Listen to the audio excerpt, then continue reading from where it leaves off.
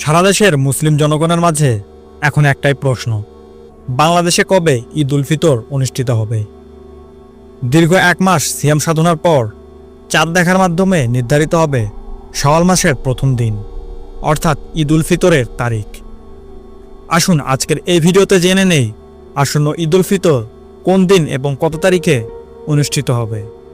2025 সালের বাংলাদেশে প্রথম রমজান পালন করা হয়েছিল গত 2 মার্চ, অর্থাৎ শনিবার। সেই হিসেবে যদি 30টি রোজা হয় তবে ঈদ উল ফিতর হবে আগামী 31 মার্চ রোজ সোমবার।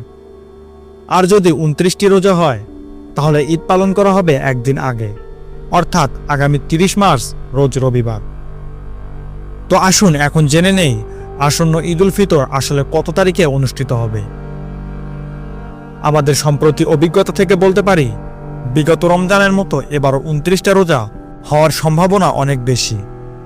সেই হিসেবে ঈদ উল ফিতর সম্ভাব্য আগামী 30 মার্চ রোজ রবিবার উদযাপিত হওয়ার সম্ভাবনাও অনেক বেশি। এই ছিল আজকের ভিডিওটি ভালো লাগলে একটি লাইক করবেন, আর আমাদের চ্যানেলে নতুন হলে অবশ্যই চ্যানেলটি সাবস্ক্রাইব করবেন। দেখা হচ্ছে পরবর্তী কোনো ভিডিওতে। সে পর্যন্ত সবাই ভালো থাকবেন, সুস্থ থাকবেন। এতক্ষণ সঙ্গে থাকার জন্য আন্তরিক ধন্যবাদ।